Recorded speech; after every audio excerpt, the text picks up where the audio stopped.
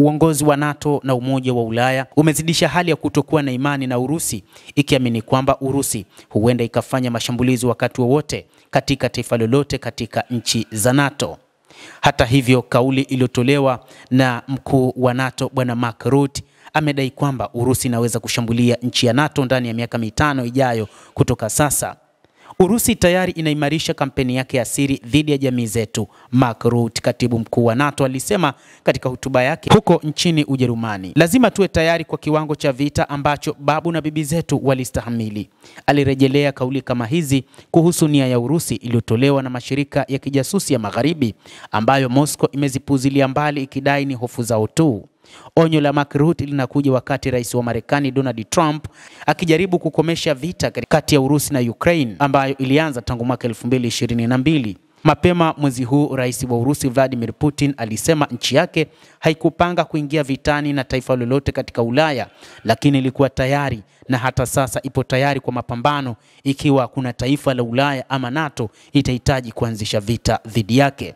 Putin aliyesema hayo wakati alipoelekea nchini India akizungumza na shirika la habari la Indian Today.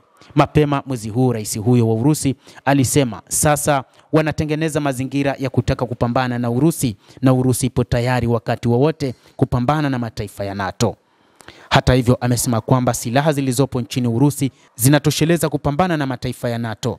Lakini hakikisho kama hilo lilitolewa na Moscow mnamo mwaka 2020, muda mfupi kabla ya wanajeshi wake 200,000 kuvuka mpaka na kuvamia Ukraine. Rais huyo wa Urusi amesema wana kila aina ya silaha ambayo watu wa NATO wanazo, na wana kila aina ya mifumo ya ulinzi ambayo wao pengine hawana.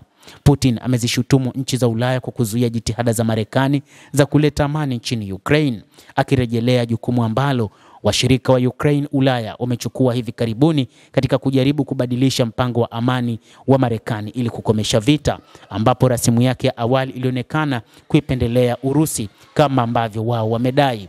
Uongozi wa NATO na Umoja wa Ulaya EU unazidi kuzidisha hali kila wakati kujiandaa na mzozo mkubwa dhidi ya Urusi.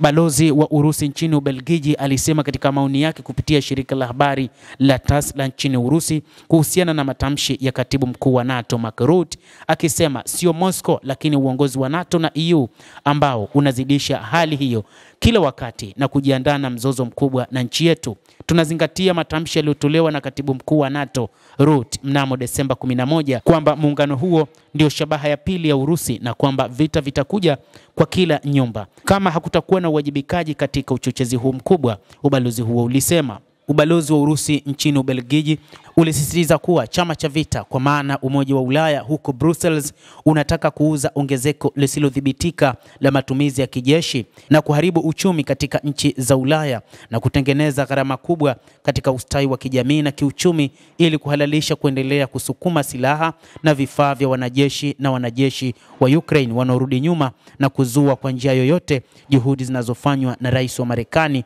Donald Trump kwa amani ya Ukraine.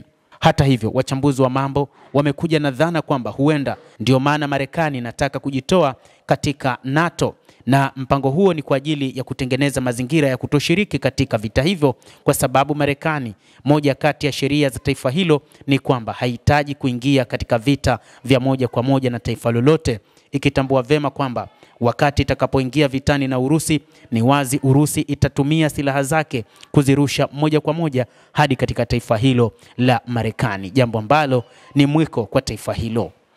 Inatajwa kwamba rais wa Urusi ametamka wazi kwamba huenda akajitoa katika NATO kutokana na kwamba haelewani na baadhi ya viongozi katika NATO, na viongozi wa NATO wanasema kwamba rais wa Marekani Donald Trump amekuwa muungaji mkono wa Urusi wakati wote, huku akitaka kuidhulumu Ukraine. Basi mtazamaji, endelea kutufuatilia na nikusihi usisahau kulike, usisahau kucomment, kadhalika na kusubscribe channel yetu hii ili upate habari hizi kwa mapana kupitia hapa The World News. Mimi ni Adam Hussein. Endelea kuwa nasi wakati wote, endelea kutufuatilia uyajua mengi yanayojiri duniani.